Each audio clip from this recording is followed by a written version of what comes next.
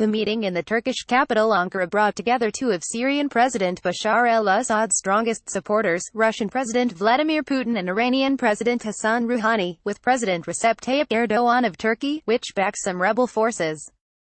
At a joint news conference, the three leaders reiterated the need to drive terrorists out of Syria, to find a political solution to the 7-year-old conflict, and to aid Syria's beleaguered civilian population. They also stressed their respect for Syria's sovereignty. We should help the future of Syria. No country has the right to decide the future of Syria. The future of Syria belongs to the Syrian people, said Rouhani.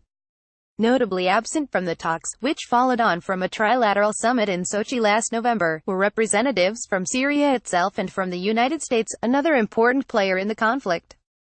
U.S. President Donald Trump surprised military leaders last week when he said the U.S. would be coming out of Syria very soon, just hours after the Pentagon highlighted the need for U.S. troops to remain in the country for the immediate future.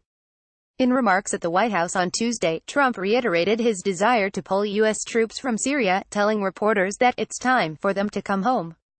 "I want to get out. I want to bring our troops back home. I want to start rebuilding our nation," he said.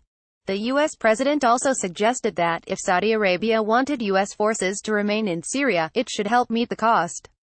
Tuesday's remarks came only minutes after Brett McGurk, the special presidential envoy for defeating ISIS, delivered a contrasting message at the U.S. Institute for Peace in Washington. "In terms of our campaign in Syria, we are in Syria to fight ISIS.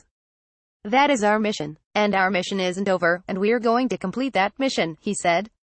Trump told his national security team in a meeting on Tuesday that he was willing to keep U.S. troops in Syria in the short term, but made it known he wants U.S. troops to exit soon, a senior administration official told CNN on Wednesday. During the meeting, Trump said he wanted to defeat ISIS but that the costs of stabilizing Syria must be borne by regional players.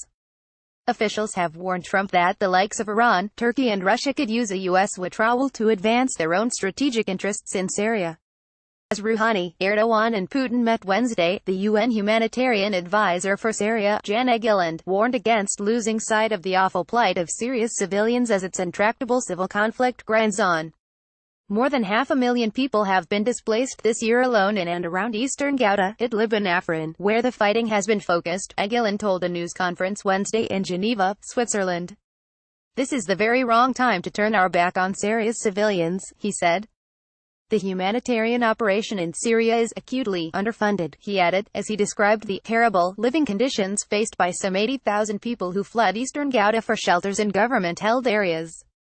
The Syrian government has claimed that members of the last remaining and most powerful rebel group in eastern Ghouta are in the process of leaving, though that account was disputed by an activist on the ground who said those evacuated this week were humanitarian cases.